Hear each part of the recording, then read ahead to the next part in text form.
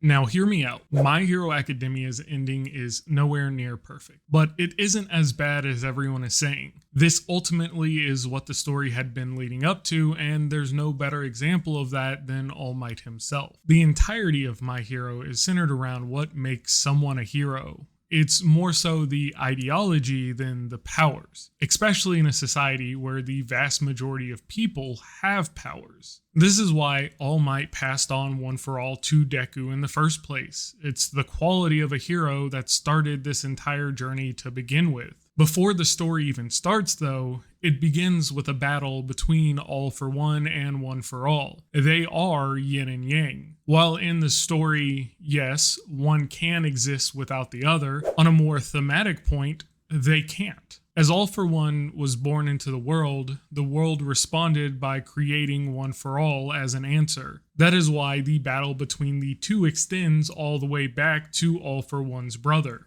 Thematically, if one no longer exists, the other must cease to exist as well. I have some more positives to say about the ending itself, but I don't want to end on the negatives. So let's go ahead and talk about those. First though, if you enjoy the video, feel free to like and subscribe. It would really mean a lot to me. The first negative is the distance between Deku and his friends. They spent so much time together only to stop talking. A lot of people didn't like this, and it's easy to agree with. There's a perk to this that lies in reality. Most people who go to school together don't usually stay connected. You're not going to be lifelong friends with all of your friends from high school. It's only natural to become distant over time. This too applies to high school crushes. Now you may say, Papa Traffy, they fought and bled together.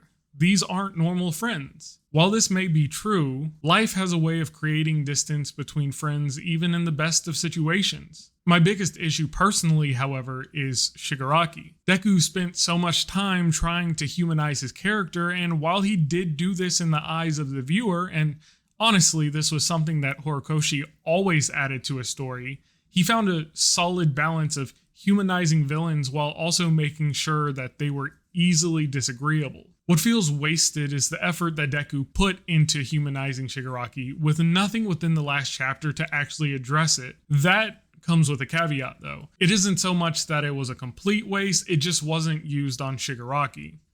We'll address that when we get back to the positives though. Other than that, I'd say the speed at which the ending hit us was probably a major factor in the negative outlook. The last 10 chapters or so just feels like it speed blitzed the ending, and it's not a weekly Shonen Jump pacing issue like some other arcs in My Hero.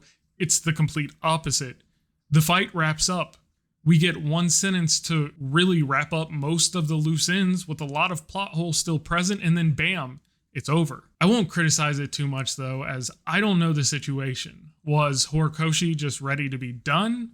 Was it health issues? Was Shonen just rushing him to finish? I honestly don't know. If you do, however, feel free to let me know. Those, however, are my major gripes with the ending of My Hero Academia.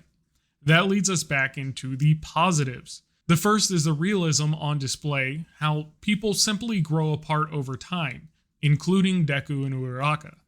It's not to say that this group of friends can no longer rely on each other. That's just not true. We see that in the final panel.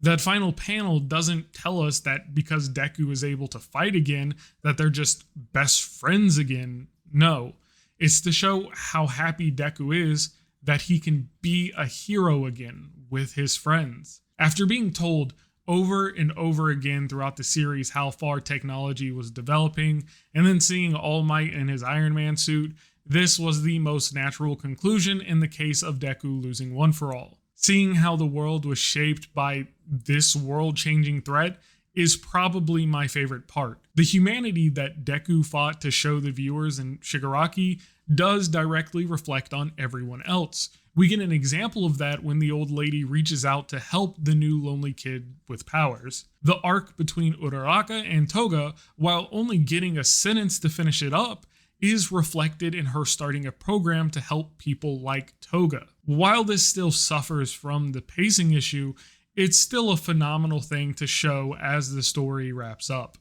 Seeing Deku become a teacher, the same as his hero, seeing him being recognized shows that he wasn't forgotten just because he no longer was a hero or had powers. Deku continues to unapologetically be himself, and that's what makes the ending of this series so endearing. It was in no means perfect, and I think I really showed that in this video, but at the same time, it wasn't awful. You are, of course, entitled to your opinion, though. I just wanted to show you a different perspective. Continue making your memes about Deku. They are hilarious. But please, just try to really look into the positives of how this long-running series ended. That's all I have to say, though. Once again, if you enjoyed the video, feel free to like and subscribe. Otherwise, peace.